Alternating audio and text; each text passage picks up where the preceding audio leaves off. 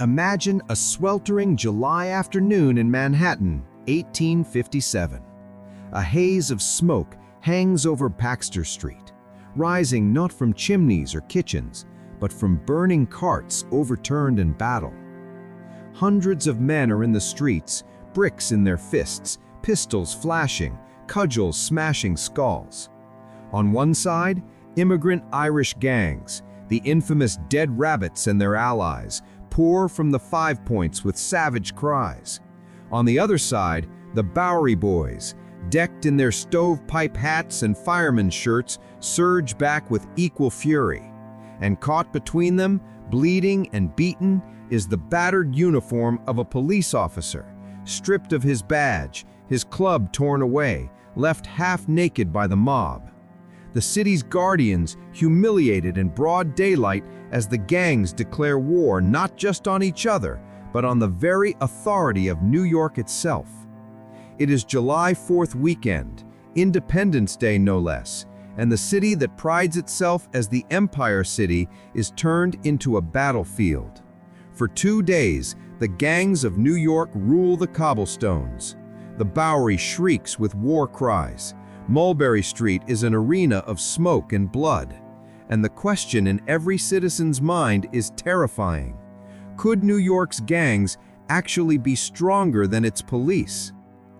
To understand how such savage battles erupted, you have to descend into the world of mid-19th century New York, a city bursting with immigrants, overflowing with poverty, and riddled with political corruption. In the 1840s and 1850s, famine had driven hundreds of thousands of Irish across the Atlantic. They settled in the infamous 5 Points, a former swamp filled in with rotten boards and crumbling brick, now a stew of saloons, brothels, and lean-to shanties. Here, in 1 square mile, lived some of the most desperate people in America. The police system itself was barely functional. Before 1845, the watchmen were part-time, poorly organized, often corrupt. Even after the city created a professional police force, politics split it into rival factions: the Municipals, loyal to City Hall, and the Metropolitans, answerable to the state of New York. For a time, astonishingly, New York had 2 police departments fighting each other in the streets. This chaos was blood in the water for gangs hungry for power. The gangs filled the vacuum. At the 5 Point saloons, gangs like the Dead Rabbits, the Plug Uglies, and the Roach Guards gathered. They ran protection rackets, robbed immigrants even poorer than themselves, and wove tight loyalty through shared Irish heritage. Just uptown, the Bowery Boys strutted as the gang of Protestant native sons of New York, tied to volunteer fire brigades and nativist politics. This wasn't just crime, it was a cultural war. To the Irish gangs, every clash was a stand for survival, a way to punch back at the scorn of native-born New Yorkers. To the Bowery Boys, it was patriotic duty to put foreign rabble in their place. And when these worlds touched, the fragile system of order snapped. Key characters and forces. At the center of the Dead Rabbits rose Edward Coleman, an Irish tough whose leadership of the old 40 Thieves had left a scar in memory.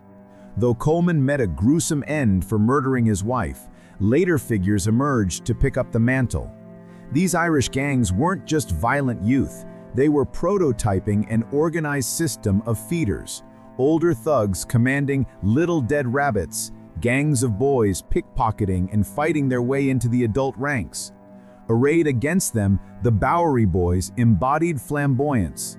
Picture a line of young men in homespun uniforms, red flannel fireman shirts, leather boots, stovepipe hats perched proudly on slicked hair, swaggering through the Bowery as if they owned it.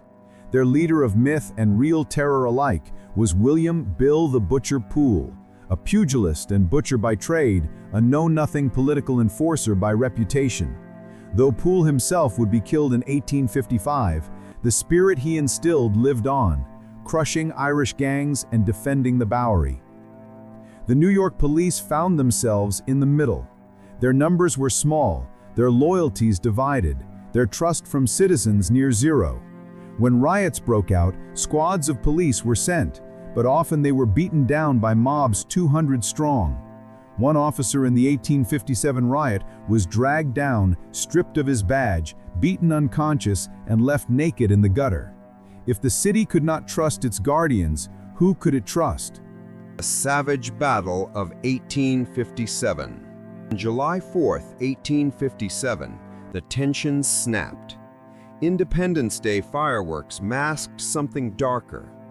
The Dead Rabbits and Bowery Boys had skirmished, and the Irish were humiliated. At dawn on July 5th, the Dead Rabbits rallied. Hundreds surged out of the 5 Points, carrying a grotesque banner, a dead rabbit impaled on a pike. It was both mocking and terrifying, a rallying cry carved from the slum's sense of pride. Police squads attempted to intervene, swinging their clubs, but were clubbed in return. Witnesses wrote of one Metropolitan patrol bathed in blood, his whistle crushed into his teeth, carried off unconscious. The gangs owned the streets that day. Property was smashed, shops looted, innocent passers-by beaten. The savagery shocked even New Yorkers, hardened to violence. For 48 hours, Lower Manhattan belonged neither to the law nor the people, but to the gangs. Only when the National Guard marched in, bayonets fixed, cannon posted at intersections, did the mob scatter. The supposed guardians of the city, the police, had been proven powerless against the sheer numbers of organized gangs. Section 5. Aftermath and Legacy. The Dead Rabbits Riot left New York scarred. At least 8 men were killed, dozens severely wounded, hundreds beaten. But beyond the bodies lay something worse, the city's fragility exposed. Newspapers nationwide mocked New York, a grand metropolis controlled more by gangs than police, a city where mobs stripped officers bare. For the immigrant Irish, the riot burned memory into legend, the Dead Rabbits standing forever as proof of their presence. For the Bowery Boys, the battle was a badge of defiance, proof their neighborhood had not been cowed. But out of chaos came reform. The police, shattered in reputation, were pushed to professionalize, to consolidate, to finally put an end to 2 rival forces clawing at each other. Within a decade, the New York Police Department emerged bruised but stronger, an institution with a single chain of command. The city could not afford another 1857. Yet the gangs themselves never truly vanished. From the ashes rose new names, the YOs, the Eastmans, the 5 Points Gang. In time, these rough street bands fed directly into the organized crime of the 20th century, producing figures like Johnny Torrio, Lucky Luciano, and yes, even Al Capone, who cut his teeth in 5 Point saloons. Outro, reflections, and teaser. The savage battle of 1857 proved something staggering, that in mid-century New York, the line between order and anarchy was breathtakingly thin.